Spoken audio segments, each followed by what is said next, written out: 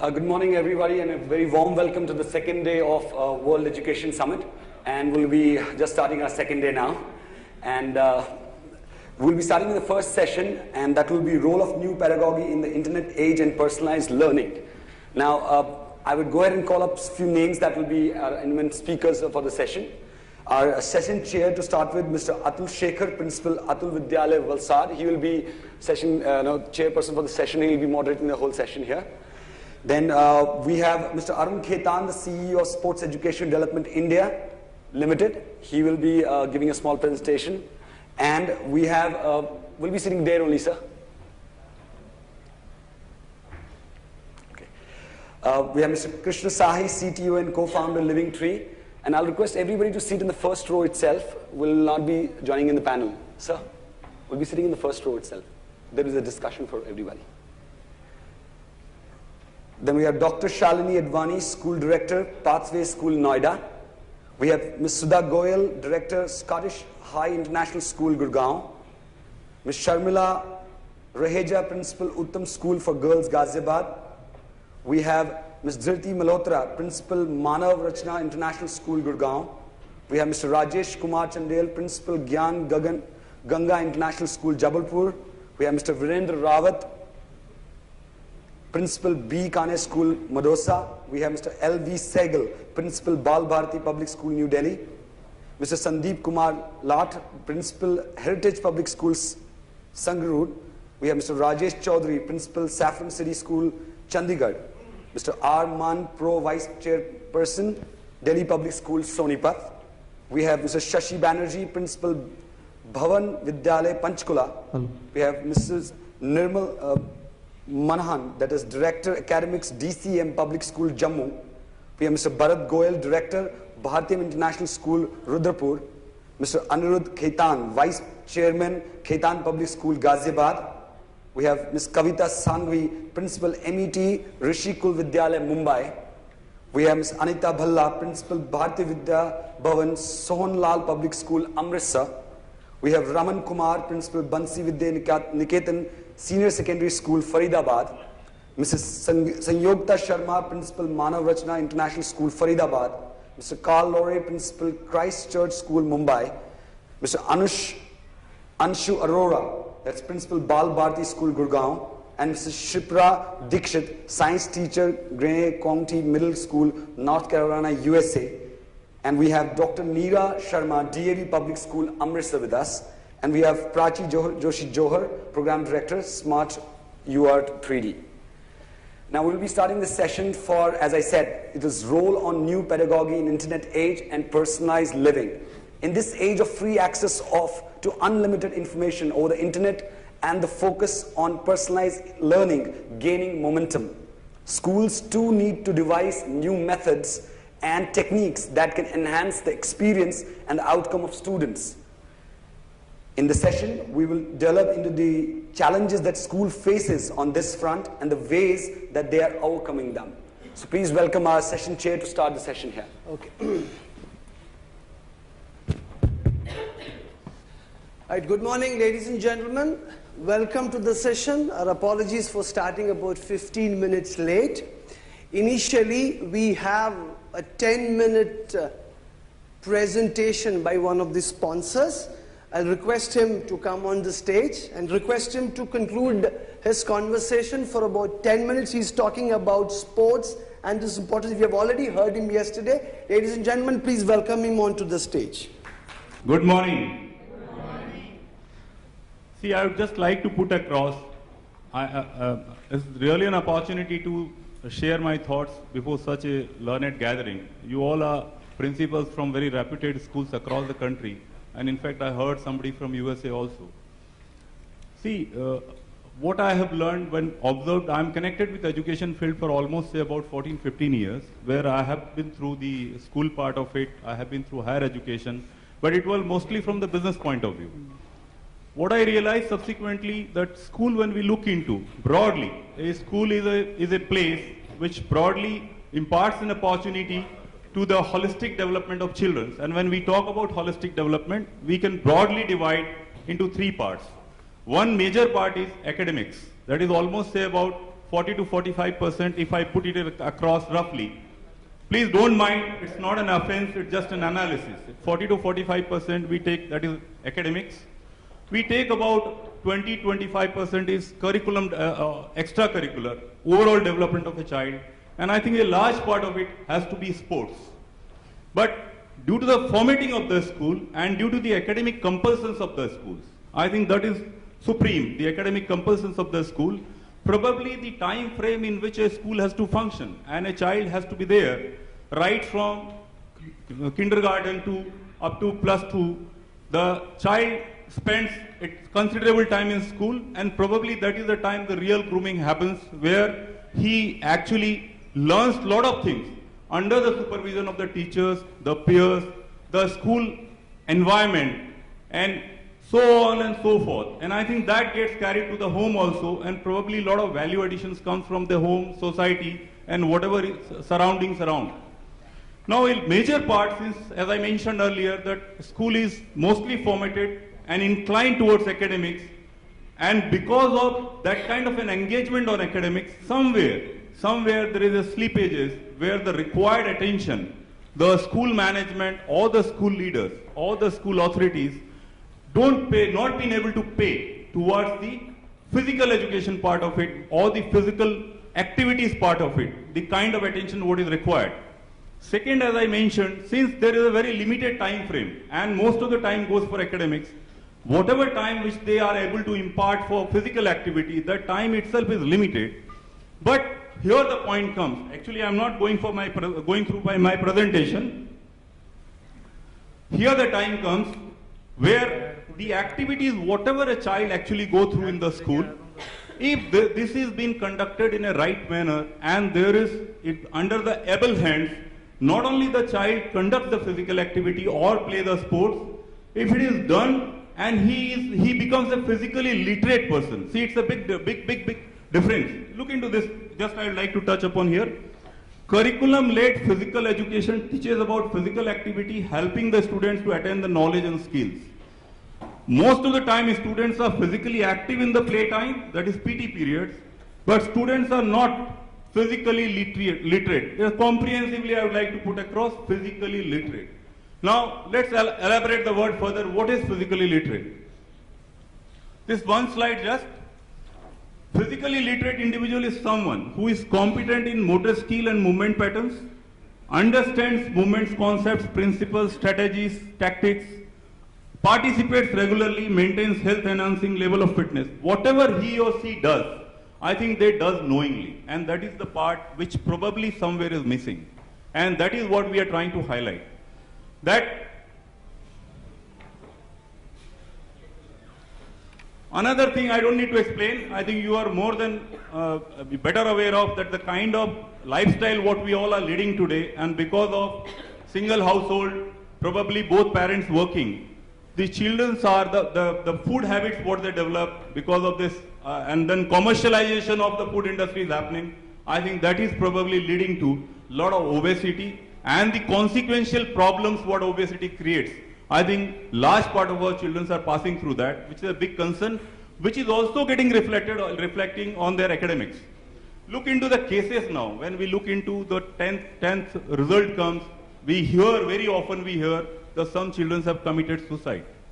Sometimes we hear the children going in class 7 and 8, they are engaged in the kind of activities which we probably never heard of in the past. Why all these things are happening? I think probably these are all the too much commercialization is but that's the call of the day. We can't do much about it. But other side of it, if a child is really put to the required physical activity and the physical activity whatever the child goes through within the school, if required level of interest can be infused, and if it is done in a right manner, probably this learning the child can take back home in after school hours or on holidays. The child get active, and probably that will add a lot of value.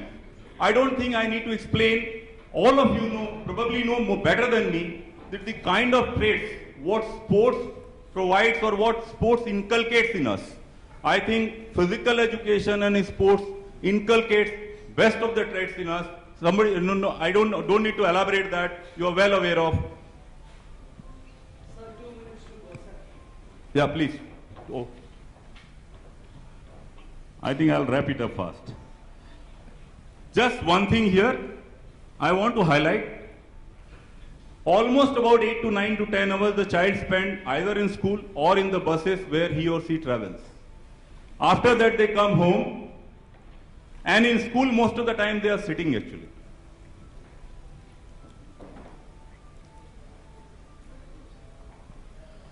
The role of school leaders, what we feel now, that whatever physical education program which is actually running in your school, or the physical activities which being conducted in your school, we feel as a brand that probably that should be done under some able guidance. If there are required professionals are there, and it is to be done under their supervision. Let me just put, not taking much time, I'll introduce my company. I am actually from Sports Education Development India Limited. This is a company jointly promoted by Kohinoor Group and Podar Enterprises. Kohinoor Group is a very reputed group from Mumbai, which is a 50-year-old conglomerate, and Podar Enterprises is more than 100-year-old, actually. And I can just say that the first president of that education trust in 1926 used to be Mahatma Gandhi himself. So that's the kind of reputation the group carries. We have actually launched a product which is basically a bouquet of physical education and sports solutions for schools under the brand Ready, Steady, Go, in short RSG. We have a pool of almost about 250 to 300 qualified, experienced, certified coaches from reputed universities. We have these cricket coaches itself certified by Cricket Australia. As we are a partner of Cricket Australia, we are running lot many programs. 1 minute, I'll take this note. We provide right from, our curriculum is age appropriate, right from kindergarten, it serves up to +2 level, which we conduct in the school, outside the school. This is our cricket brand.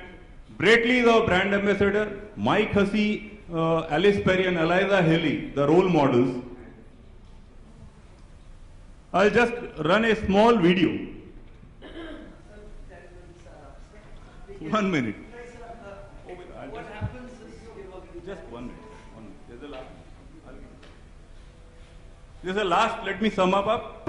In this post-September, our program level is that cricket program level is that Prime Minister of Australia himself is actually going to hand over 20 of our participants from this cricket program in Mumbai CCI club.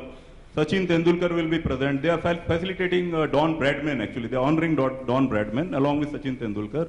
Our children are going to be handed over certificates by the Prime Minister of Australia. That level of program what we conduct. And these all programs we are conducting in schools. Most of the reputed schools, our cricket program is going on, almost about 40 to 45 schools across India. And our physical education program we are conducting in many schools across country now. Thank you very much.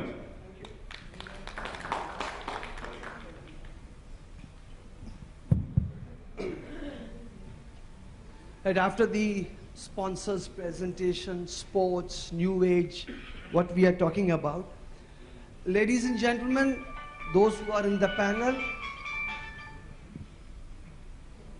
my first request to all of you is, can you kindly put your mobiles on silent mode?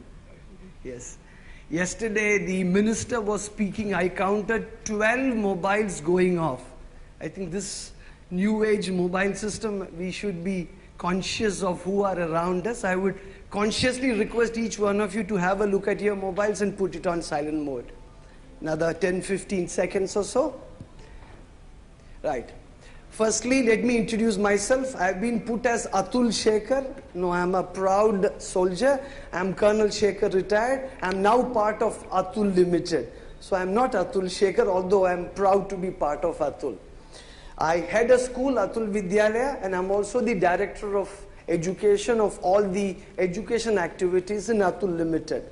We are a chemical company based in Gujarat, and our link to the nation building is The creator of IIM Ahmedabad was the founder of our company, Kasturbai Lalbai. And the first chairperson of IIT Mumbai was Kasturbai Lalbai, and he never went to college. With this background, let's now get straight into the topic we have.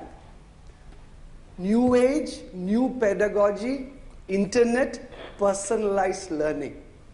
What do we make of it? What do we understand by this, the topic which has been given to us? Which among the panelists is willing to be the opening batsman, not like the Indian cricket team? Who can open up first? Yes. Yes, ma'am. You can introduce yourself and we'll give you a minute or so to introduce the topic. Yeah.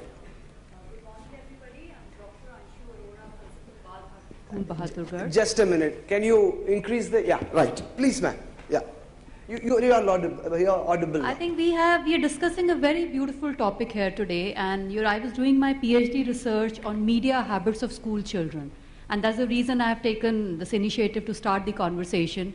While my research reaffirmed a lot of my doubts, it actually put the dean and the professor in a state of shock. And the major finding that we had was the life of a child today is saturated with media. Whether we like it or not, the urban child today has media, not just exposure, there is explosion. So as educationists, as parents, as people in the community, we need to understand how the child has changed, how the environment has changed, and that is the reason we in school have to make certain changes. And that's the reason we need to discuss the newer pedagogy. Right, good. I think she has put the perspective quite right. The explosion of media and the term urban students. After a while, we should also look at rural students. They have a different kind of perspective. Can somebody take on from here? She talks about media, explosion, and the way children are today. Yes, sir. Yeah. Now you're audible. You can straight go. I am Karl Lowry, principal of Christ Church School, Mumbai. And just taking off from what ma'am had to say, we cannot wish away technology. It's very much a part of our system today. I, as an educationist, earlier as a teacher, I would say, the simple thing to do was to, as our lesson preparations headed from the library, where we went through reference books and tried to bring out the best, where we could make it easier for our children. It's only a minor shift, really. And that minor shift is, instead of the library, we use technology. And if we could use that technology, maybe we could even beat the students at their own game. So we could just prepare ourselves, getting all the information that some of our students managed to get. We, with our experience, we can definitely access sites that are much more important, that are much more education-oriented. And when we go into class well prepared, it will definitely call for the attention of all the students. Right. A good point. I'll come to you. The point is this, let's put the context right. Earlier on, it was easy for the teacher or even highly egotistic principals to say that we know what we are doing and we could get away with a lot of stuff. In this media explosive age, and here a principal saying that we have to be a step ahead of the student, firstly, mentally, are we willing to accept that the knowledge the class has in its totality, in terms of whatever they have, is better than ours? Or are we willing to say that we have a really long way to go in certain aspects in terms of technology? Is it easy for us to accept that sometimes we are qualified duffers sitting as principals? Difficult question for us to say, because I would find, and it's an observation, the ego of the teacher and the ego of the principal, especially when it's admission time, is next only to the President of India. So how do we, in this context, try and see, we are talking about new pedagogy, we are talking about internet, and we are also talking about personalized learning. That's one topic which we would be covering over a period of time. Yes, ma'am, your thoughts. The big challenge with technology. Introduce yourself for a minute. Sorry. I'm Shalini Advani, Director of Pathways School in Noida. The big challenge with technology is most of all for adults. It's not for the children. For children, it's part of their daily lives. And as adults, I think we have two choices. Even as we bring it into school, we can say, you know, there is this terrible thing out there and we have to learn how to manage it. Right. Or we can see what it enables in terms of learning. Now, there have been 2 or 3 major shifts in an understanding of how learning happens, probably over the last 20 or 25 years. One of them is this one that people learn at different paces and in different ways. And with the best will in the world, a teacher with even 25 children, let alone 45, is unable to meet that. Technology enables that, and we can talk later about how specifically. Secondly, learning, we know, is a social process, a social and collaborative process.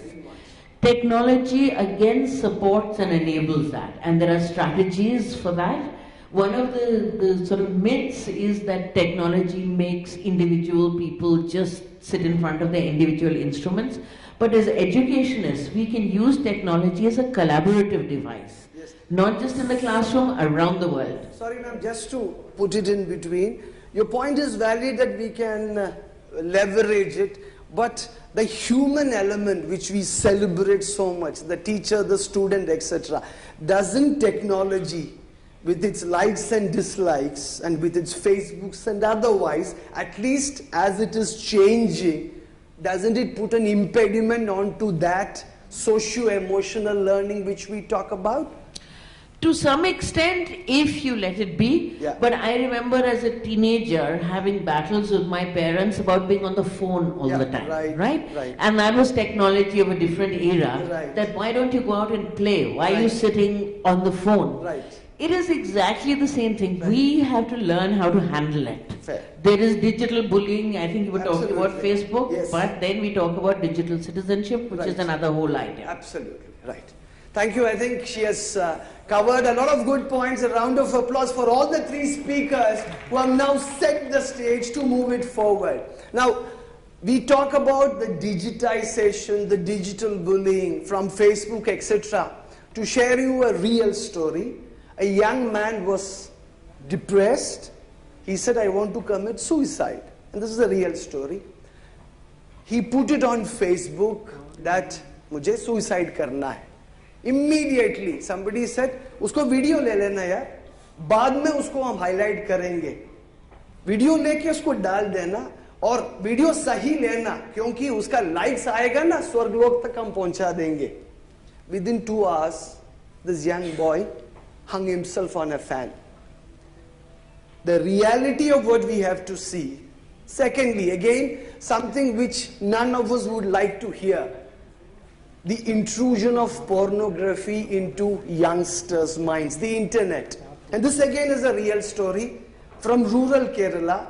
A class 5 student, and this involves us as parents, involves us as educators. Class 5 student, young boy, घर में नहीं है, he's out.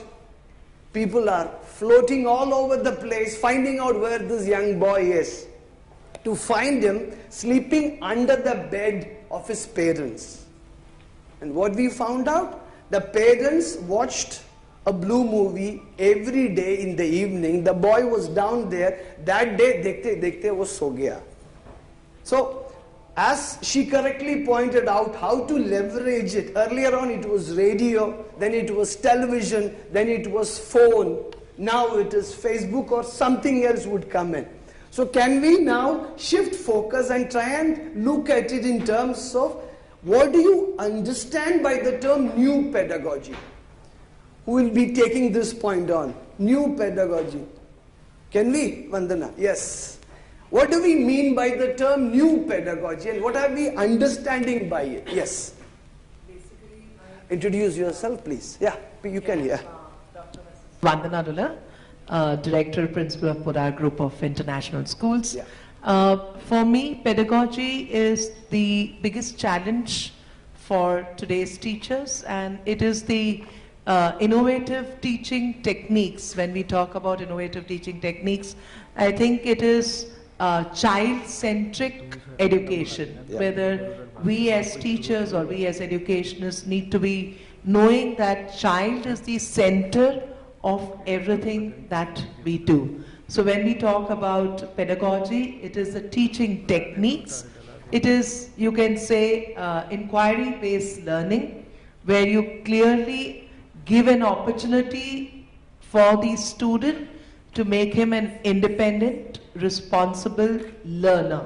So I think that's the challenge in the field of education, using all the various technology to research, to find out, to investigate, to explore, to make statements, make sure that you have different hypotheses for what you create. So finding out, investigating, and the use of technology in pedagogy. Right? Yeah, I'm coming to you. Before we go ahead with what you are going to say, the point, what she tried to highlight, she's somebody who has introduced iPads much before other schools were able to do it. And we also have the story in New Jersey of several schools saying, we don't want iPads, we want to go back to the laptops. And many schools having gone headlong into technology and not being able to leverage it properly.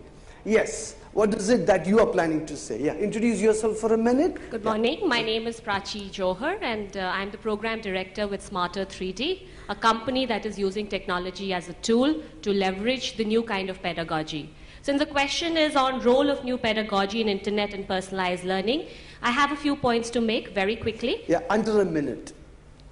Oh yes, Absolutely. definitely. Under a minute, that's what we want everyone to talk, please. So, my time starts now? Yeah. Okay. Yeah. So, when we are talking of personalized learning, we need to emphasize that the goalposts are changing. We are moving away from skill-based learning to concept-based learning. It is now no longer important to say whether you can multiply or not, or whether you can add or not, but what is the concept behind addition? What is it behind multiplication? And why do we need to do it? Because these days, nobody really adds. Why are we teaching children to do it? We're teaching them to do it so that they get the concept right. I'm a trainer for GRE and GMAT aspirants, and I have engineering graduates whom I teach. And I see the reason why they are not able to understand a critical thinking question, or a logical question, or a simple comprehension is for the simple reason that we have not taught our students to read when they were between grade 1 and grade 12. What does reading imply? Is it just answering the questions that are present there? Or is it inference? Is it critical thinking? Is it drawing your own conclusion? So now I think from basic robotics of churning out prototypes of students in terms of our expectations of them, now it is to let each level of differential learning prosper. And since it is not possible for a teacher to customize her training to each student, that is where the internet steps in. And like everything, it has its positives and it has its negatives. We have to be prudent enough, like you said, in terms of the human interface, to be able to filter out the negatives and promote the positives so that we can take advantage of something that is so wonderful in today's day and times. Okay, right. Thank you. Spoken like a true technology person in terms of what we can do with technology. But the bigger question, we are a very urban audience. Generally, we are from Tier 1, Tier 2 urban, the metros, or at best Tier 2 cities, even below. Have we ever thought the broader perspective? Today, at best, we have 22% of our students who clear class 12 entering colleges. That's the latest figure yesterday. On ground, it is about 20%. How many students appear for class 12? As of now, 1 crore 10 lakh. It's about 110 lakhs. How many of them reach college? Just about 20 lakhs. So, the schools which we have, nationally we have 1.4 million schools. How many we have in the ICSE spectrum? About 2,000. CBSE, 16,000. IB, etc., total 20,000. The rest of the schools are in the government sector. Today, there is a shortage of about 18 lakh teachers. So the first thing any global thought process in India would come up is, at least let us have rote learning. From that is where the change wherein we require to involve And please understand, the most hyped examination in India is the IIT entrance. How many appeared earlier, last year? 4.8 lakh students out of 90 lakh who appeared for 12th. So in effect, when we talk technology, it's deliberately to take issue with her that technology today is fundamentally, we think, elitist. And that elitist thinking has to go away if we have to make progress in the way we think we have to bring 21st century skills to our students. Can we get a perspective from the United States? How does it work? What is your take on this so far? Introduce yourself. Good morning, everyone. Yeah, it will come. Good morning, everyone. I'm Shipra Dixit. For the past 6 years, I've been a faculty of science with Green County Middle Schools. I fully agree with the director there about her, views on the new pedagogy. The teacher has actually, she's dissolved her position because she's now a facilitator. She's not going to be the person in charge. Yeah. She has to hand over her charge to the class. And when you plan your lesson, you have to watch if it matches your class or not. I can't prepare a lesson for all my 4 blocks that come and see me and say, okay, it's going to work for everyone. So when I teach in the United States, I have 4 periods, like 4 cores coming into me. And United States follows the Common Core. And Common Core actually prepares you for the 21st century skills. So whatever I teach, I have to relate it to the real world. Right. It should have my performance events or my performance tasks, which is the new vocabulary for your classwork and for your projects. So they call them performance events and performance tasks there. They have to be related to why actually am I doing this? What am I going to achieve by doing this performance event? Is it going to relate myself to the real world outside? Now, the curriculum that we follow is also built into curriculum maps.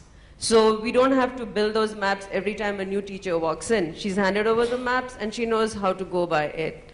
So I feel the new pedagogy is where the teacher has to hand over her responsibilities to the children.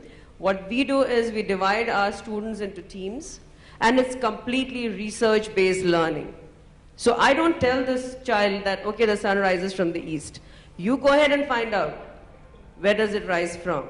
So we are divided into teams of, say, 4 students, and the teams have students who have been given individual responsibilities, like one is the leader, one is the critic, one is the writer, and they follow this system for the full 9 weeks that we teach.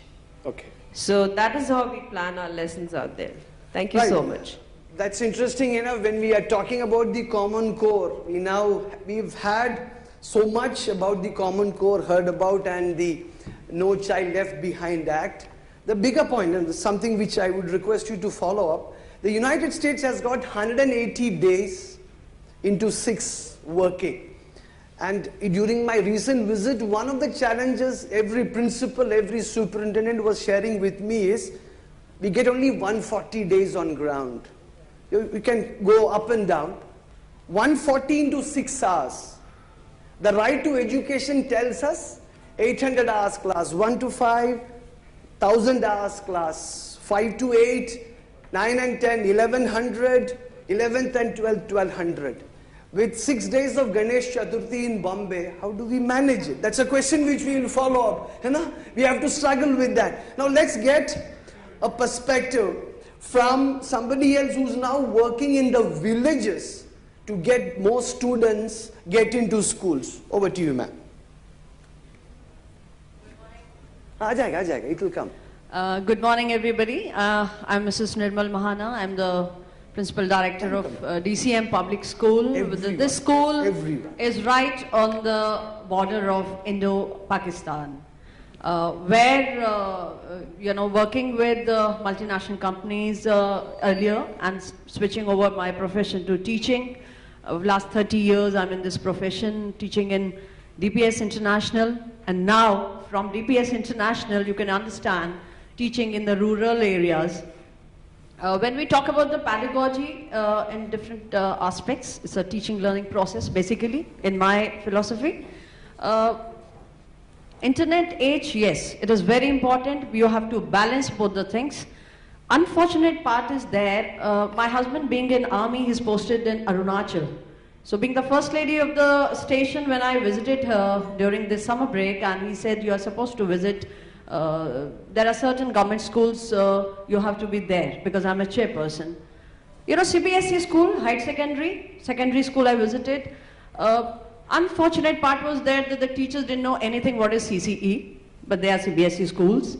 Parents didn't know what is CCE, the children didn't know how to, they are taking the same old fashioned, they are taking half yearlies and the final exams. No records for CCE as per se. We have to do a lot many things to, you know, to educate these people. And in my school, when I'm talking about, I wanted to bring certain changes. Most of the time there is no electricity there. A genset is working, but that also for 8 hours, genset cannot work in a school. We have to find out certain ways and means where at this internet is important, the technology is important, but first we have to, you know, change the mindset of the children. You know, what I've started, I've covered almost 5 villages. First my task is, because last 20 days I've been working there, I'm changing the mindset of the parents, because they don't know, they're just coming and fighting with my teachers. My child from nursery to LKG has reached and he doesn't know how to write. Yeah. Why is not writing 4 pages, 5 pages? Yeah. So, you know, the important thing is in these kind of areas, when we talk about urban areas, people are, you know, the parents are literate, they know everything, but the main concern, main work is for these areas where they don't know anything. So we have to find certain solution, and I request all, each one of you to think about it, about these children, those who cannot, you know, work on the internet or this kind of technology is not reached to these areas. What best thing we can do for these children? They are very intelligent, they are very bright, but at the same time, they are not getting that kind of opportunities which they should get. Right. Okay, good. The rural part is now coming into play in a much bigger manner. We simply seem to often in our debates and conversations forget that the urban populace tends to take a lot of things for granted which doesn't exist in rural India, except maybe very urbanized states like Gujarat and Kerala. What happens, and this is a story which I have shared earlier, it's well worth sharing again. This is the story in the district of Medak. Medak is a few kilometers. Anyone from Andhra Pradesh would be able to highlight. How far is it from Hyderabad, sir? 100 kilometers. And this is a real story. A few parents in the middle of May, 45, 46 degree heat, the parents landed up to meet the district collector. The collector simply was told, school kholiye dobara. He said, these villages, he said, abhi May ke mahine mein, why do you want the schools to open? The lady simply said, Saab, that too in Telugu, if you don't open up the schools now, our children will die of hunger. The collector had the immense common sense to open the schools. So the importance of a midday meal scheme, how it impacts in the rural populace, the impact of having even a normal teacher who can say, yesterday we had a gentleman who was talking, where is he here? It's well worth hearing from him for the rest of the people who are not here as to how he's struggling. Aapke paas teachers to hai hi nahi. You are having 6 transfers. So, in effect, the changes in India's school landscape has to happen with public education in those over 1 million schools, for which we as private players have to contribute. If you ask everyone here off the record, what do you think about RTE? We will have some very tough words to speak. But in reality, that would be required to bring India up to the global standards we talk about. Now let's change track. Let us listen to somebody. You are from SJ, sir? Yeah. Yes. He is a priest by profession, and I'll come to you, sir. I'll come to that lady and then come to you. Yes, your thoughts. Yeah. I'm Father Mosquito, Kenneth Mosquito from Mumbai, St. Mary's School principal. And with regard to our topic, there are really two sides to it. One is the new pedagogy, and the second side to it is personalized learning and teaching and attention. So new pedagogy, well, it's very obvious that we cannot put new wine into old wine skins. If you do that, then you have that the wine skins are going to burst. New wine skins. So if you want to deal with new children, the children of our age, you've got to give them what they are used to. No longer are children born with a ball in the hand or with a doll in the hand for girls. They are born today, so to say, with a mobile in the hand, and they are born looking at a TV set. And if you don't cater to their needs, you're going to lose them. It's like trying to put a square peg into a round hole. It just won't fit. You've got to cater to the needs of the children. So much for the need for pedagogy, the new type of pedagogy and the new type of internet and media in the classroom.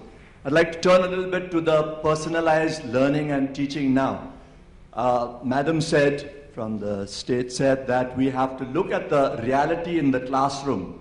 And when you're faced with that reality, then you come down to that reality. Now I want to propose a kind of strategy whereby whatever the reality, you will be ready to deal with it. Firstly, you have a plan when you go to teach. Then you are confronted with this reality. You teach because you have planned, you have your action over there, and you will have to adjust your action according to the reality. Now once you've finished with your action, that's the experience you've had with your children, and the last thing is, when you have finished with them and by yourself later, you reflect over what you have done and see whether you have succeeded or not. So I think we need to go through 4 steps altogether. First you have a plan, then you have the action based on the reality that you are coming across. The action will lead you to some kind of experience of what is happening with the children and with yourself, whether you are getting across or not. And then finally, you have reflection. And based on your reflection, then, you will have a fresh plan for the next time you go to the class. That, I think, should be a kind of strategy we have for all kinds of situations. Thank you. Well spoken, Father. It is something which, yes, yeah, I'll come to you, sir. There is, the point which he is highlighting is the work we have to do before we enter a classroom, and we have to think about it. But yet again, as a moderator, I always like to play the devil's advocate. And let's take the other part of it. How many of you principals, can I safely say 80% of your staff ladies? Yes. Fair? 80% of? Yeah. Right. Let's bring it down to the Indian context. I take out the Faujis from here because they are very special people. If the Fauji officer is a colonel, his wife definitely is a brigadier or even a step.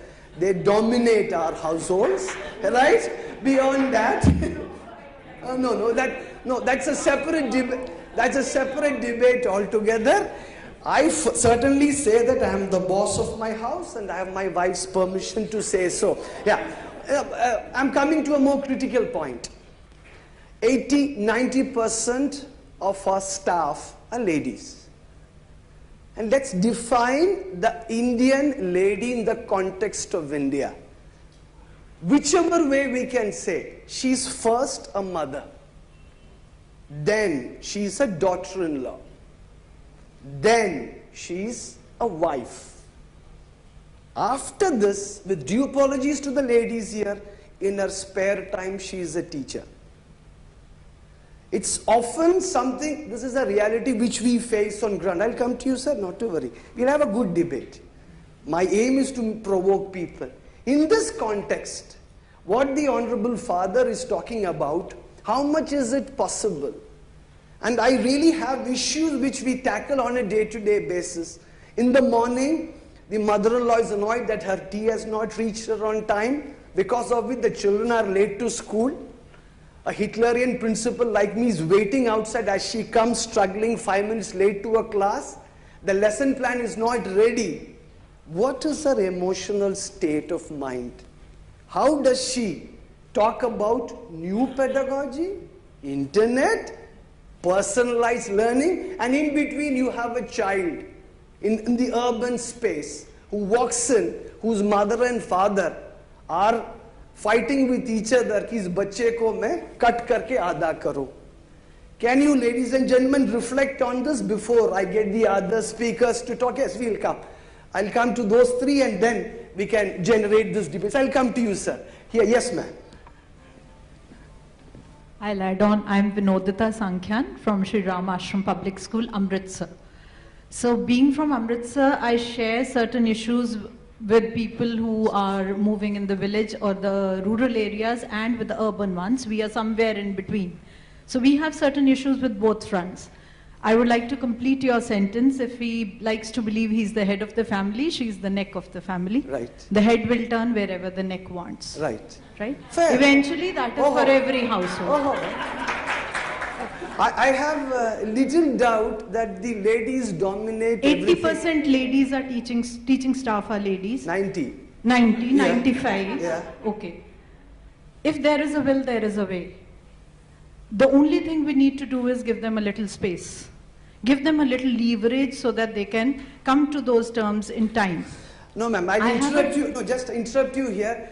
I am not talking about idealistic situation. No. I am only talking I'm coming about, to school teaching. Right. No, I am talking When we about, say, yeah, I'll just further embellish this. Today, my understanding, and this is fairly true, 4 out of 10 urban families have issues at home. Double income single kid, double income 2 kids, the works. As a principal, on a weekly basis, I'm sure all of you are going through it much more. In about 5,000 students in general I am dealing with, on an average, we deal with about 10 to 15 parental counseling cases per week. 3 lakh divorce cases are there in the state of Kerala. 3 lakh which is in the public domain. So this is an issue which we face, and in this cauldron where the society is changing faster than the speed of light, we, the male chauvinists, I don't use the P term now, we, the male chauvinists, are a problem. I accept that. But however, we continue to be male chauvinists. How do we deal with it, and how do we introduce new age pedagogy in this context? That's what I am asking. I was coming to that. Yeah. I would start from personalized learning. We go the inverse pattern. I have been an online trainer for about 4-5 years, way back in 2004-05, when these online teaching was just starting.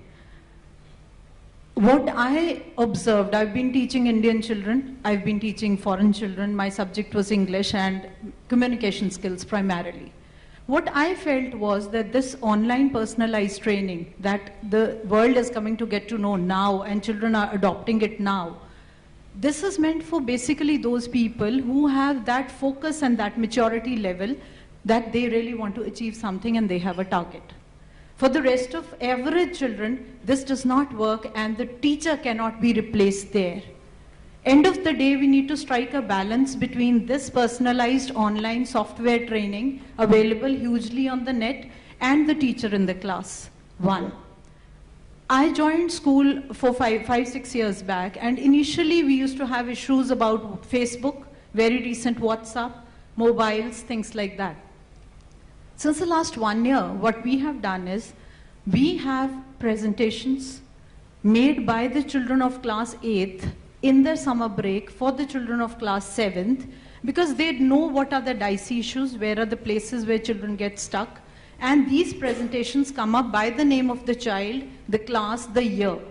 I tell my children that after 5 years, when you leave school, your presentation will still be running on the whiteboards that we have on those classes, and your content will be the teaching tool in the class. One child makes it, the second child makes it, it becomes an issue in the entire class. Okay, he's made uski presentation 7C mein chal rahi hai.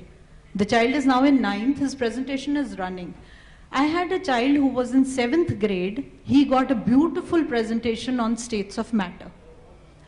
The teacher showed me that presentation कि ma'am ये है इसको prove करके हम final कर ले. We have our own software bank.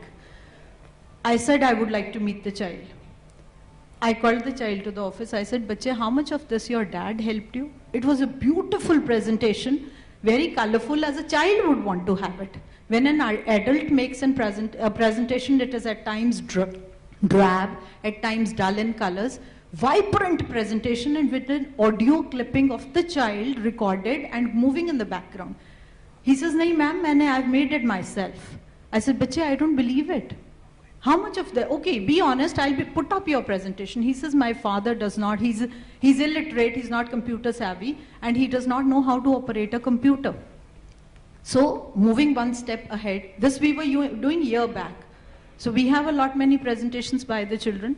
Moving one step ahead, we are taking baby steps into technology. We have now our school blog, which my +1 child has developed, and it is for 9, 10th, +1, +2. We have different issues, personalized issues, the content which is related to the academics, whatever. They are moving on that. What I personally felt was one question, that if the child is going to be techno-savvy, then let me decide where the child is going to spend his time. If he has to sit on Facebook, if he has to sit on WhatsApp, I'll decide. It's working beautifully well. Since the last 2 years, there are no issues at all. Parents are happy, the child is doing something constructive, and it is working wonderfully well. Thank you, ma'am. It's a good point. I'll come to you. I'll come. There is another speaker in between. After the next 4 speakers talk, there is a speaker who is talking about creating private Facebook for schools. Communities will get him involved in between as she made her point. We have a couple of speakers who were quite keen to talk about some points. Quickly, sir, your point. I am Birendra Rawat. I am running Green School. We have incorporated Bunyadi Talim as a part of learning by doing, and we are receiving good results. We have incorporated individual learning plan, and apart from that, inquiry-based learning. We have introduced every student has to ask minimum 50 questions in a week to the teacher, and that is helping a student to ask more and more questions. Our one another program is Challenge the Teacher program every Saturday. So students always find for difficult questions. In that process, they learn more and more. So we introduced green games also, as we are the Green School, and we have recently introduced tablets and cloud-based learning pattern. That is helping us, and students are happy, and our teachers are also feeling good to evaluate them accordingly online. Thank you. Good. Here's somebody who has taken initiatives and sharing them with you. But again, let me consciously come back to the topic we are trying to discuss. New pedagogy. First of all, what do you mean by the term new pedagogy? Kaun si nayi Angrezi hai ye? I've always used the term, we say you are a liar. When you say you are economical with truth, it makes it more palatable. You often say the gentleman is the dining facility manager. In our language, we call him, he's the cook of the house. The language we use tends to become more important. New pedagogy, internet, we know it well enough, personalized learning. We are always aware that the learning pathways, the learning thoughts, the way each individual learns is radically different because of various things, context, circumstances, support, etc. And as such, a teacher is struggling in the classroom. In the private sector, we have one aim, which is the profit. In the classroom, the teacher is struggling with 25 different aims of the individual student in life. Now, how do we get this working out in the context of a classroom? Over to you, ma'am. Little offense of what I just heard, and as a lady and on behalf of all the ladies here, I'd like to defend that. Yeah. If a lady is a mother, a daughter-in-law, and a wife, then so is a man. A man is a son and a father, and he has responsibilities, and roles have to be shared. I'll just like to quote an example. When I got married, technically speaking, I was a 12th pass because my graduation results were not out, and today I'm a PhD with a book published. So where there is a will, there is a way. I manage a school where there are 85% teachers, and trust me, I get better work from female teachers. So I will not want the debate to be diluted because there are a lot of women there in the business of education. No, I'll intervene here, ma'am. No. The aim was, please get me right here. Somewhere we are making it into a male versus female issue. It is felt not. like that. No. That's your perspective. I am putting on ground the realities we face. I Right? think No. Let's. Let's keep. There are a lot of issues with male teachers. No, there are we- a lot of private tuition. We are not saying. The level of Madam, no. commitment, This the is level not. of loyalty. So No, there are a no. lot of issues there. No, we are madam. not going to get into this. No, this I is not think the we topic. will- No. Yes, No, yes. please listen. I think I'm going to deviate from that, coming back to what the topic is. Allow me, am I the moderator? Can I say that? The point I put across is a reality. I may or may not agree with it. It's a different issue. This is a reality which we face, and I am not for one moment saying, I am only explaining and celebrating the role the lady plays and how difficult it is for her in the Indian context to handle it. We'll close it there. Yes. The idea has not been well understood. You are taking it onto a different direction. One. My point is, it is in this context that the lady has to push through all the thoughts and the dynamism of the classroom. That's all I'm trying to put across. Let's get back to the All point. right, Yeah. celebrating womanhood there, and Yeah. I feel. One thing very important. Yeah. I think what the fellow was saying, she is the real teacher. Right. Yes. She is. Yeah. So And, if that is well understood, then let's go. Yeah, let's I get think back. Let's come back to Yes, the sir. debate. Let's get back to the topic. There are too many hands coming up. I have 20 minutes. Yes, sir. Definitely has the power, and that is why so much is happening. Yeah. I think Yeah. coming back to the discussion, with this new internet age, the major trends and major things that I notice is, number one, learning is nobody's, the teacher is not the sage on Yeah. the stage. Yeah. Learning, education, knowledge is flexible, it is accessible, and it is just a mouse click away. Everybody has it. Like the teacher has knowledge, the child has knowledge. That's one thing we all need to understand. The second most, let me just finish. Yeah. Sir, unko. Yeah. Yes. Sir, please. Right, sir. Exactly. Sir, one at a time, please. The Now that the debate has become provocative, one at a time. Yes, sir. Yes. The second most important thing, I think, is we need to now share the power between the teacher and the student. The both of them will have to now co-design what they need to do. They will have to co-instruct what they have to do. Because if we look at internet, while we are very, very, enamored to see all the knowledge it has, we should also worry about the fact that anybody and everybody can upload anything. So the child may, there's a huge chance of children learning to cheat prose and stuff and not developing their own language and vocabulary. That's a big challenge. And the third thing, and that is the last, which I feel is that technology is a big tool in our hand. We must use it effectively, intelligently. And the various uses where I see technology coming into play is the use of learning, in the use of teaching, and in assessment.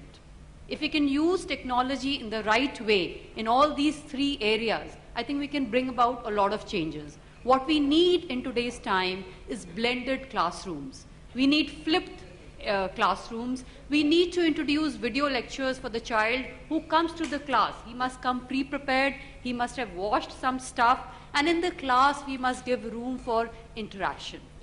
Devices should be used intelligently. Thank you. Okay, thank you. Yes, we have at least 3 of you raising your hands. Quick points. And I would request now, the time given is 30 seconds. We'll cut it down so that everyone now talks. Yeah, please. Okay, I'm Sharmila Raheja from Uttam School for Girls, Ghaziabad. So, we have very few men. The school's Wi-Fi, all teachers are working on their laptops. Initially, it was for documentation. It did take time, but once a teacher understands, it is not an unattainable task. I'm also a part of Microsoft Global Forum. I've attended 2 of their programs. Earlier we were an innovative school, now we are a mentor school. In that, my coach was Dan Buckley, who has done phenomenal work in personalized learning. And what I understand of personalized learning is slightly different when the entire curriculum way, etc., is according to the child. Yeah. That's personalized. As of now, after 1 year coaching with Dan, I have been able to do it only in English and in maths and science in some areas. It is a phenomenal task which needs a lot of planning, a lot of work. It is not just technology. The teacher is the one who's going to gauge the students' ability and design. Technology is an assistant in that. That is what I understand. Thanks. Yeah, good. Good point. I think she has explained personalized learning in the perspective she is talking about. Here there was, yeah, yes. I'll come to the 3 ladies. Yeah, after that we go for a different presentation. Yeah. Can make, yes, please. Yeah, I'm Kavita Sangvi, principal of Metroshikal Vidyalay. I'm going to speak of my experience as a teacher because I'm teaching physics for past 15 years. And initially, definitely, I used to use videos and all PowerPoints and all that. Last year, I noticed that my students have joined PACE Academy. They knew much more than me. The results were not good. So I had to redo my entire thinking of using a different kind of pedagogy, that is experiential learning of model. And believe me, the amount of work I had to put in is much, much more, because the entire May vacation, I was working on making new kind of worksheets for them where they have hands-on experience, followed by reflection, where they work collaboratively in groups, and then they reflect on every single aspect of their hands-on activity. I think all the speakers in between, please give them a round of applause. They have all come up with points, including the lady who was very, very aggressive in challenging me. Please give her a special round of applause. That's how a good debate goes about. Over to you, ma'am. Yeah. I'm Anita Vaila from Bhavan School, Amritsar. We all are talking about mindsets. In the new CCE system, we have to change the mindset of teacher as well of parents. In our schools, we introduced team projects, or you can say group projects. Once, when my chairman was taking round, he said, there is a lot of indiscipline. Already teachers were not in favor of group projects. Because I'm a psychology student, we think when we work in groups, they introduced, since we are talking about not only of internet age, of personalized learning also, we learn from each other. We need to manage number of things. Emotional attachment, social adjustment, this is the major issue, is very important. And teachers were saying, ma'am, it's mere wastage of time, students are getting indisciplined and all. But at the end, what was the view of parents? My kid is adjusting very well in the family, and he is respecting a lot, and ideas were different. It was not wastage of time, rather you can say each one was able to show the talent we want. Yeah. Okay, good. Good point.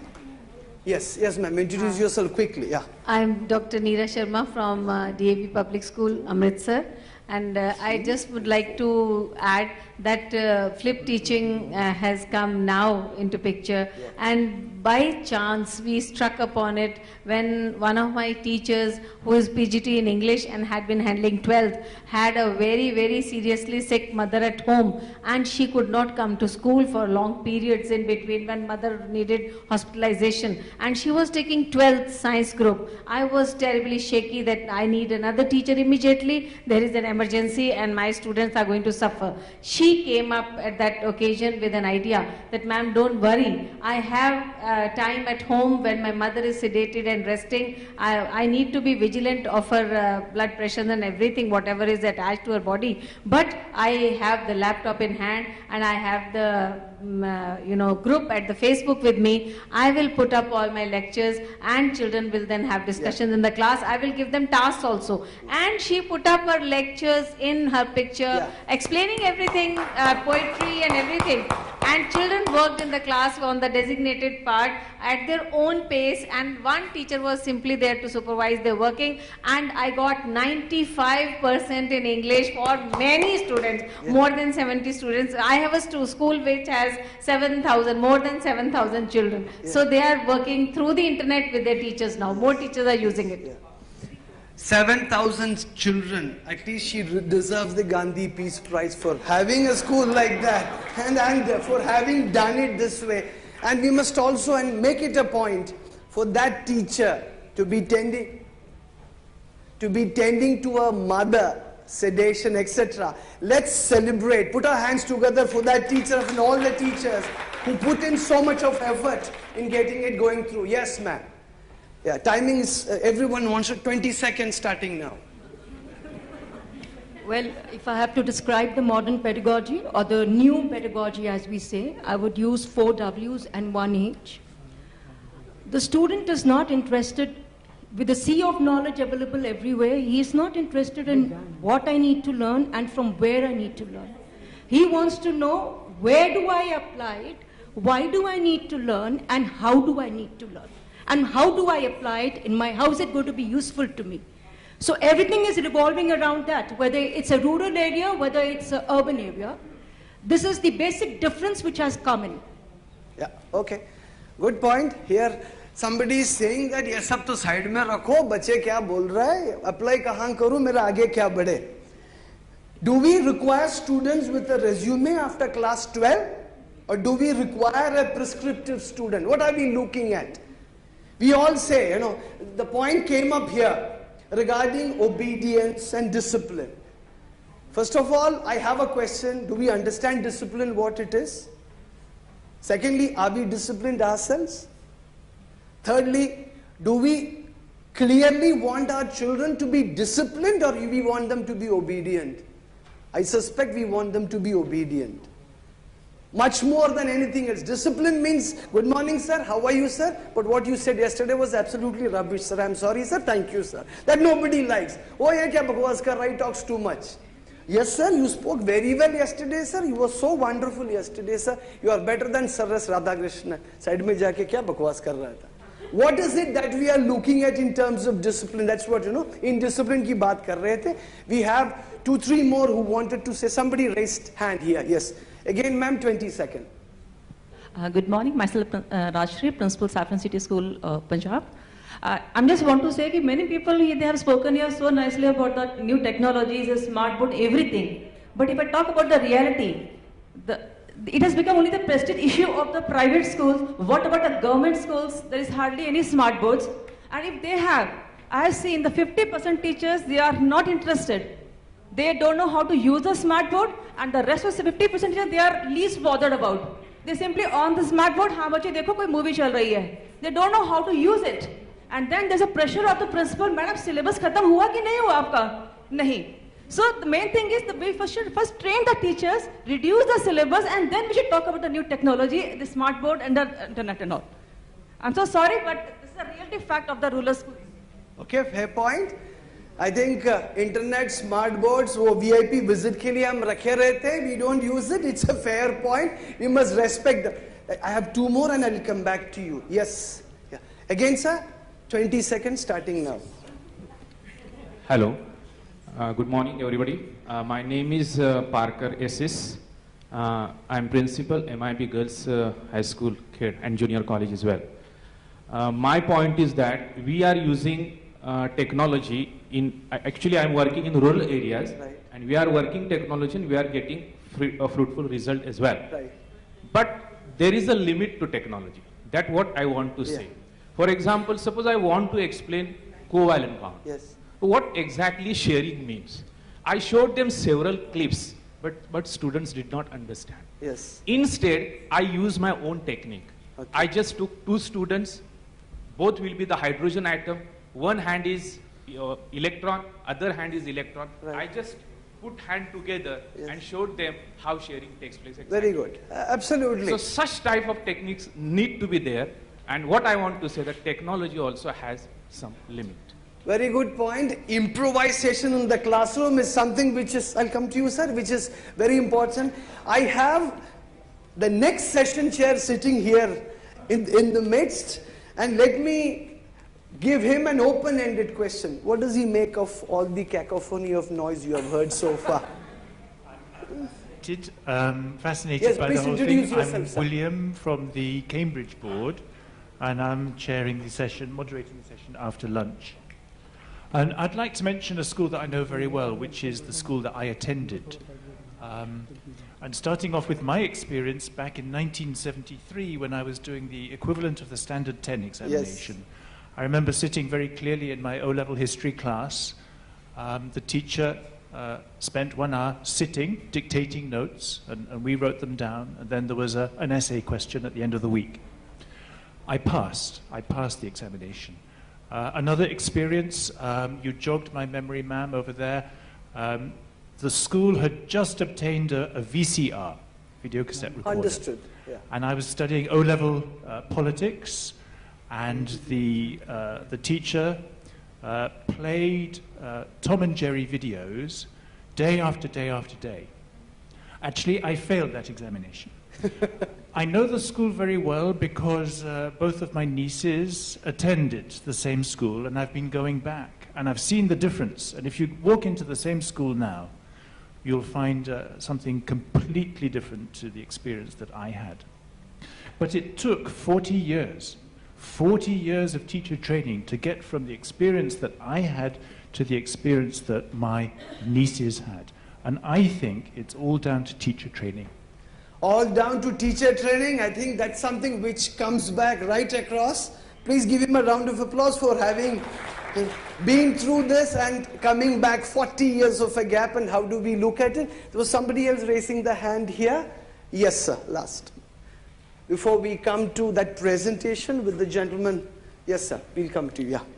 Generally, while I think back about my education and the days I had my schooling, sometimes it's a blow for me, and I feel that had I ever been into the school, kind of education we are imparting today, the technology, the internet, the new pedagogy which you are talking about, that has come into existence. I agree with the gentleman about the example he has cited. I think the role of technology, it should be limited to some limit only.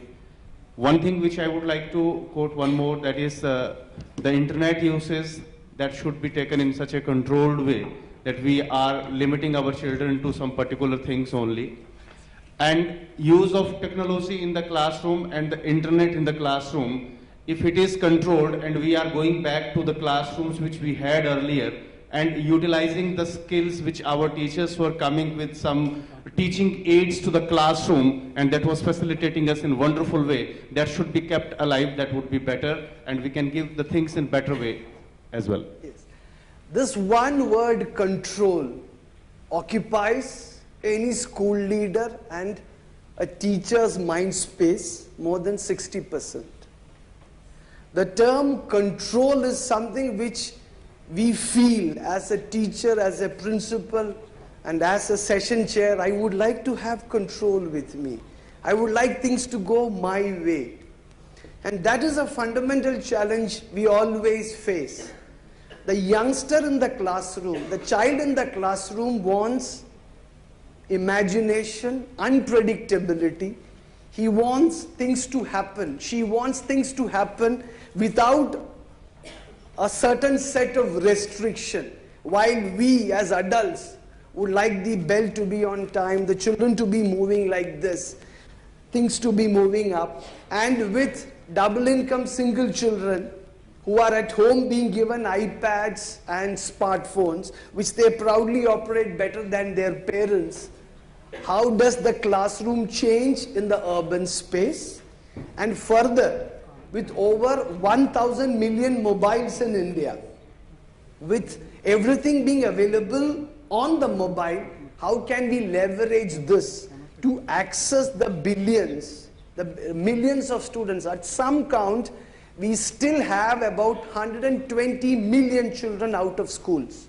How do we leverage that before we go into the personalized learning space? Now I would request the gentleman standing there, Over the next 10 minutes or so, sir, you know how I control time. Next 10 minutes or so, he's trying to create a Facebook, a closed Facebook community for schools. Introduce yourself and please give him a round of applause, ladies and gentlemen. Someone from the industry come and talk may put you off a little bit, but just bear with me for a few minutes. I hope that this won't come across as a product or a presentation like that, but hopefully it'll put a little bit of a thought-provoking idea that I want to place before you. This is, it's okay.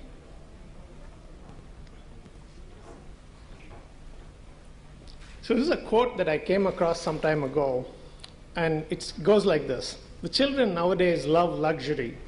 They have bad manners, contempt for authority. They show disrespect for adults. They love to talk than work or exercise. They no longer rise when adults enter the room. They contradict their parents, chatter in front of company, gobble down food at the table, and intimidate their teachers. Okay? So this is a quote that I heard recently.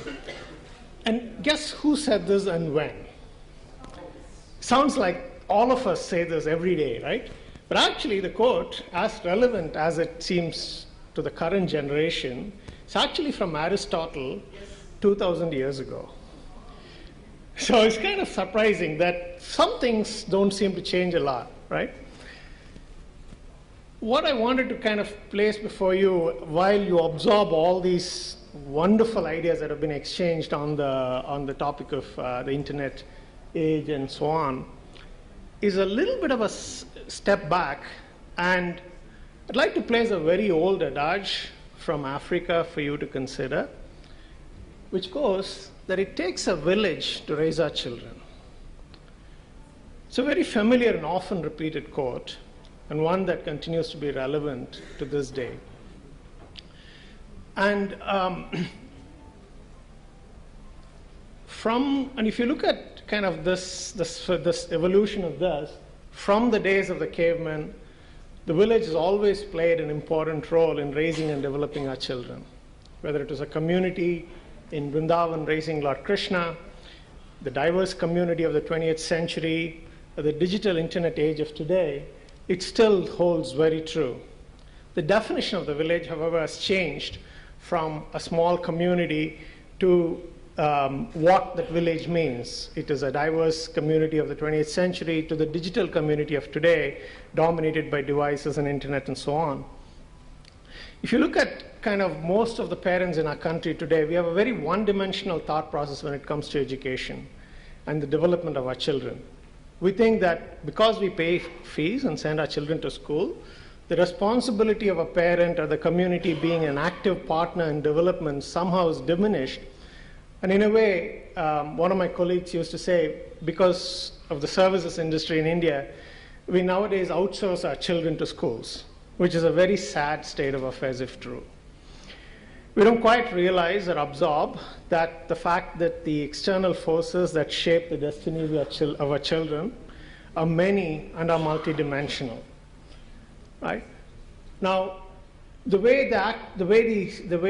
the forces influence our children's development are actually quite variegated, from the from the trunk of the family with a child, which is of course the most important branch of the school, the class teacher and the school community that guides and develops children a lot.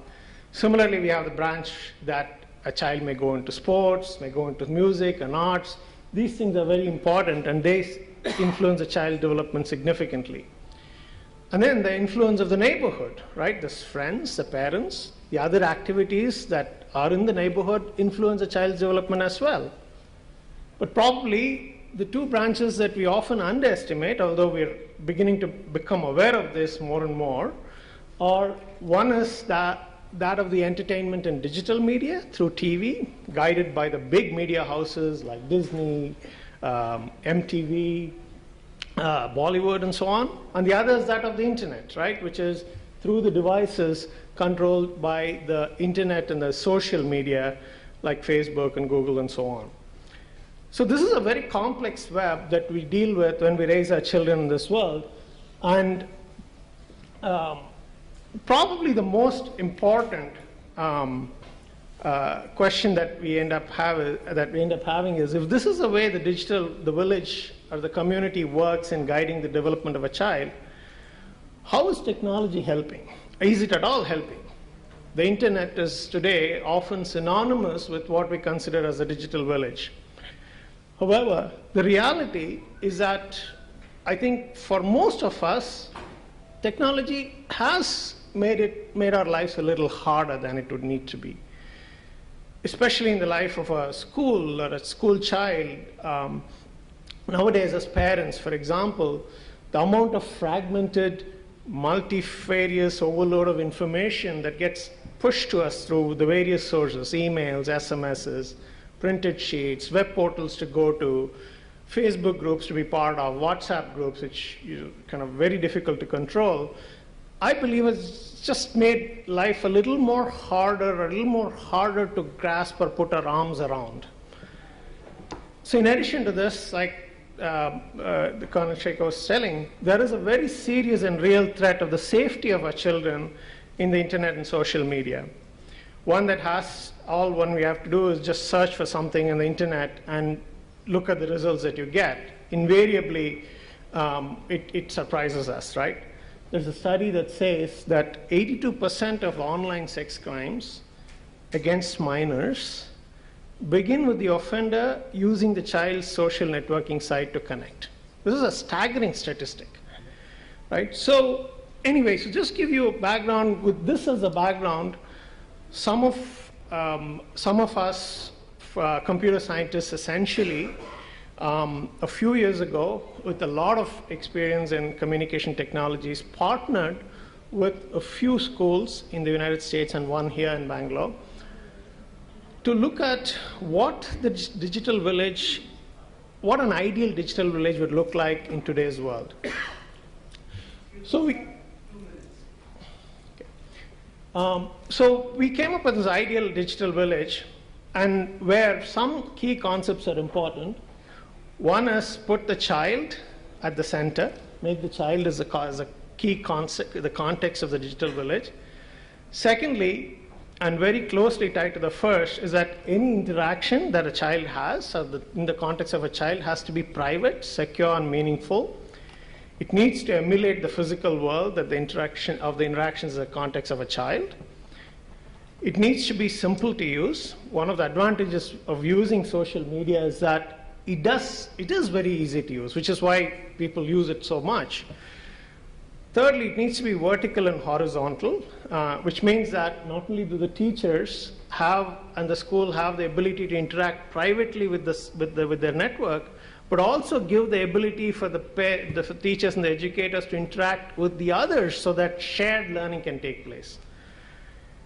There should be ample opportunities for community involvement. For example, easily the ability to add have school activities which involve parents and so on. It should integrate with the best tools, take advantage of the plethora of resources available on the internet as we've talked about. But last but not the least, it needs to be ubiquitous. It needs to be available across media and should have translation as a component so that English doesn't become a limitation. So these are all the concepts that we developed. And the culmination of this 2 years of investigation, trials, and best-of-breed development resulted in us developing an offering called Living Tree that we launched last June in the United States, now launching in India. We've had an extended pilot with one of the schools here called Red Hills High in Bangalore. It's used in about 700 communities around the world now since last June. K through 12 schools, preschools, sports leagues, several other community organizations with users in almost 70 countries now. This is transformed how community engagement can take place. I want to highlight the Red Hills School that the principals here present among the audience here, you'll hear more about, I think, in the afternoon today. Red Hills, for example, has implemented a digital village very successfully using Living Tree to bring the community together to strengthen a kind of almost a 360-degree view of community involvement, including a very, very strong parent involvement.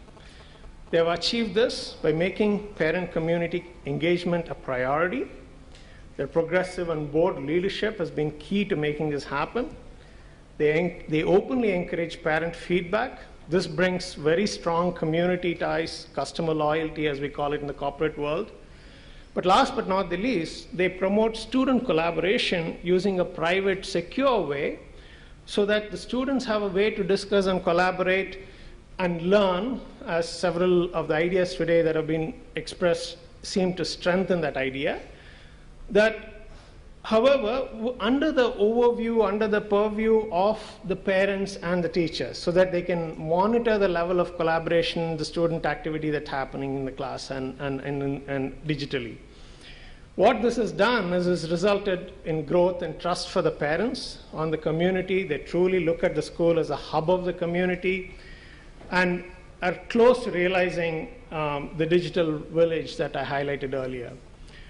So one of the things that I wanted to kind of express is leave you with a few final thoughts, because the time, I do respect the time, is for you as educators, as administrators, as decision makers to consider, consider thinking, expanding the digital thinking beyond to gadgets and tools and the internet and just student academic achievement. To take a more holistic view of that. Explore opportunities to become the hub of the community. This has the potential to transform your communities and bring holistic education into your communities. Build a true digital village, which is what the internet and the tools enable you to do, using effective, on-time, meaningful, and private communication, and have the conversations and the coordination happen, which greatly streamlines the chaos that we all live with in the digital world today.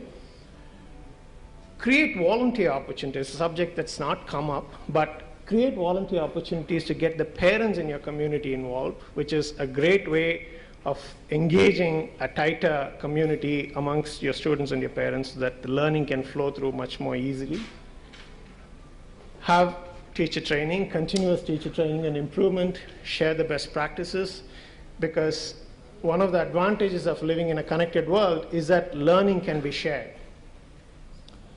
And last and final, which is a very, very important topic with some of the recent things that have been happening in school communities, is consider having a parent-teacher association and organization. I know it's a very difficult topic for a lot of schools, at least in India, to consider, but please consider it.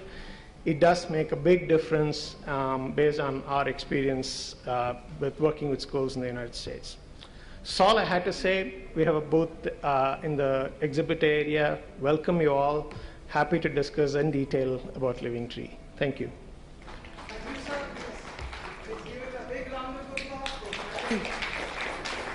He's one of those persons who has come in between and has tried to understand what we are looking at and was gracious enough to accept my offer that let's have it in between. Right. I have, 300 seconds now to finish up with this, including what before the gentleman there gives me a dirty look. Any quick thoughts before we summarize? Yes, please. Yes, quickly. 15 seconds. I would just like to add on to what the gentleman just said about teacher training. Here in India, we have our B.Ed as a lifetime certificate. So whenever we have these professional developments, the teachers don't take them seriously and don't apply them in their classrooms. So if the professional development that you have could be like an add-on to keep your certificate alive, then I think the teachers would show certain interest or change their mindset that we've been talking about, like the fixed and the open. That's right. So if the teachers would then have the open mindset, then that would, I think, start off something fresh in our classrooms. Because once we have the B.Ed, we are good to go. Whether I know to teach or not, I have a B.Ed. Right. So that has to be kept as not a lifetime, but you got to keep it alive with your training and your performance. Yes. If you ask me the honest answer to it, I would prefer to take teachers without B.Ed. Without any shadow of doubt, more than anything else. Right. Another two questions quickly to be covered up before. Who was raising the hand? Yes. Quickly, sir. We are bringing it down to 15 seconds. Yeah. My name is Nishant Dhawan. I represent ILNFS Education. Just a couple of thoughts on the topic itself. The role of pedagogy, it has to move from more of domain expertise, creating domain experts as students, from creating values amongst them. Because technology access is giving the domain expertise to them outside the classroom. Second, the teachers have to move to a more adaptability stage. Yeah. They have to adapt to the way the students are learning. Right. And thirdly, taking forward ma'am's point, I think like we have a CCE kind of a platform for students for continuous evaluation, we need to have a robust evaluation platform for teachers also. Oh yes, it is. You're from the ILNFS, right? And I would take up issue with you. This is one area which, having come into the corporate sector, I am always pushed for. Assessments of teachers. How do we assess them? Is it based on results? Is it based on size and shape of the students? Or do we know the results of what we do immediately after 12th? It comes through years later. Which is the way. Evaluation has to be there, but under what context? That is something which I would ask for.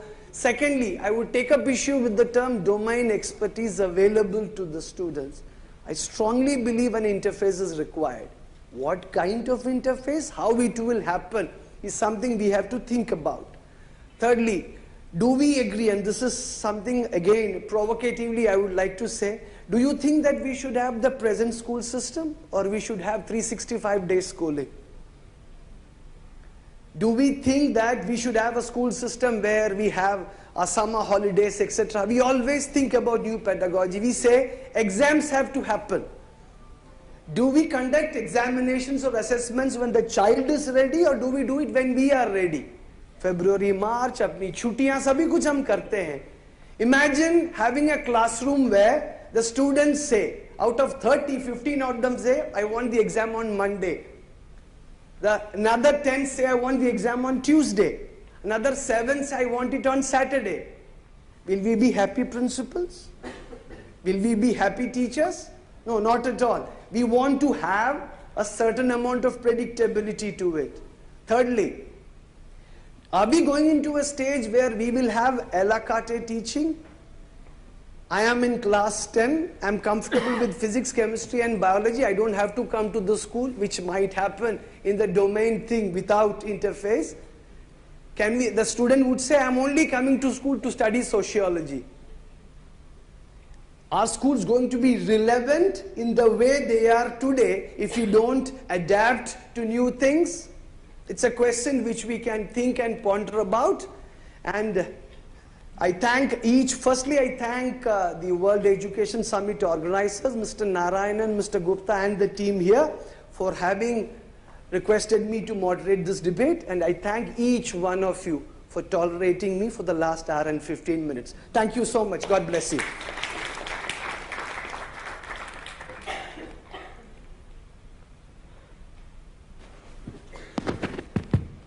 Thank you everyone for that wonderful debate that we had. And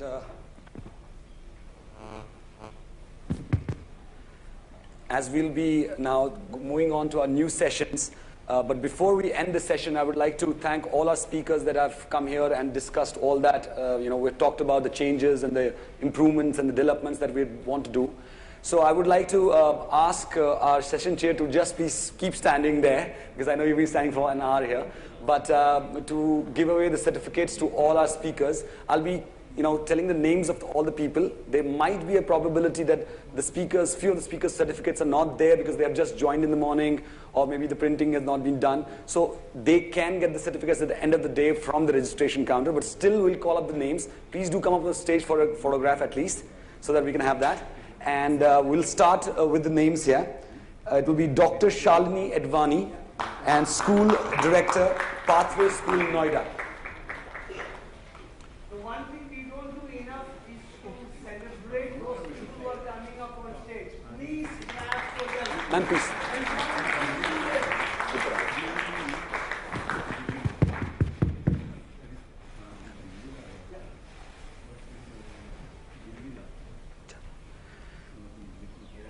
next name would be Ms. Sudha Goyal, Director, Scottish High International School, Gurgaon. We have Ms. Krishna Sahai, CTO and co-founder, Living Tree. Let's give her a big round of applause, please, everyone.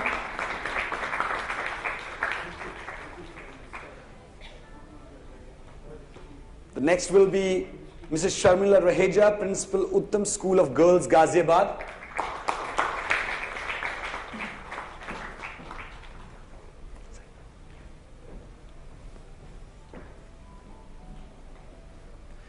Next will be Mr. S. Ariyappan Nair, BGS National Public School, Bangalore.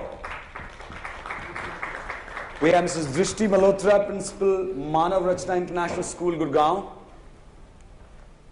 We have Mr. Dr. Rajesh Kumar Chandel, Principal, Gyan Gagan International School, Jabalpur.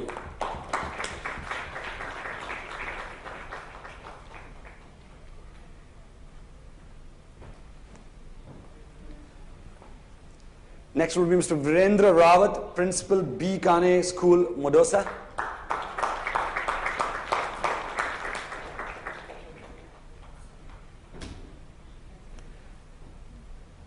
We have Mr. L.V. Sehgal, Principal, Bal Bharati Public School, Gagan Ram Hospital, Marg, New Delhi. We have Ms. Anita Malhotra, Principal, Lotus Valley International School, Gurgaon. We have Mr. Sandeep Kumar Lat, Principal, Heritage Public School, Sangur. We have Mr. Rajesh Chaudhary, Principal, Saffron City School, Chandigarh.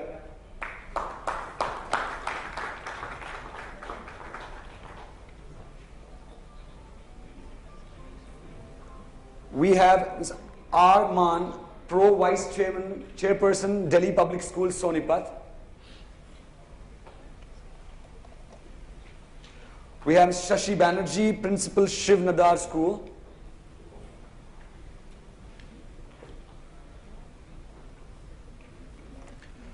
We have Ms. Nirmala Mahane, it's Mahana. I'm sorry for the incorrect, again the name spelling.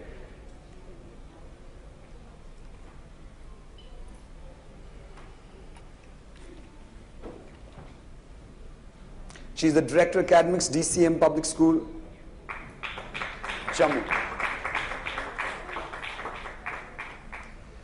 We have Bharat Goyal, Director, Bharatiya International School, Rudrapur. We have Anirudh Khaitan, Mr. Anirudh Khaitan, Vice Chairman, Khaitan Public School, Ghaziabad. We have Kiran Pal Singh Chawla, Director, Onkar Educational Academy Private Limited, Bilaspur. We have Ms. Kavita Sangvi, Principal, MET Rishikul Vidyalaya, Mumbai.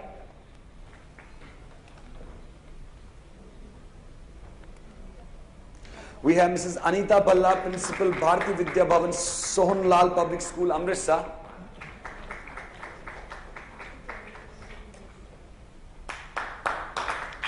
Let's give a big round of applause, please, everyone.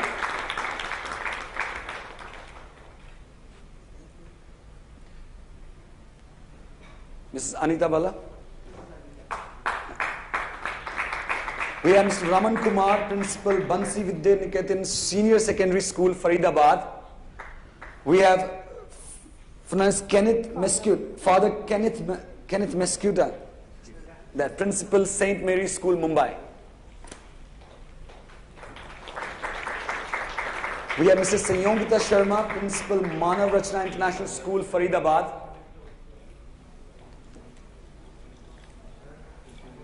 We have Mr. Carl Lorey, Principal, Christ Church School, Mumbai.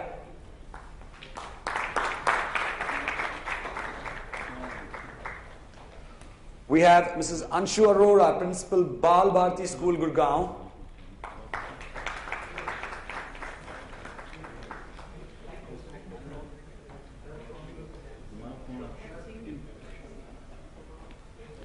Anshu Arora, Principal, Bal Bharati School, Gurgaon.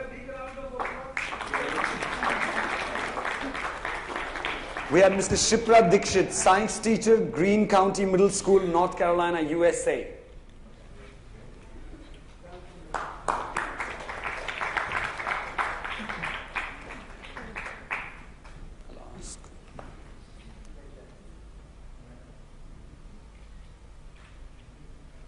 We'll request Mr. Krishna Sahai, CTO and co-founder of Living Tree, to give the token of appreciation to Lieutenant Colonel retired A. Shekhar, Principal Atul Vidyalaya, Valsad, Gujarat.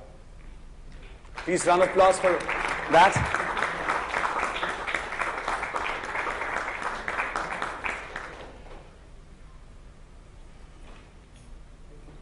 Thank you, Mr. Shekhar, for that great moderation on the session. Now, I would like to make a few announcements which are very important, so need your attention on that. One is that we would like you to go for a tea and coffee after this break, and I would like break after this, and you will be going into, I know all the teachers will be like, he's making a mistake, but I do have that often happening.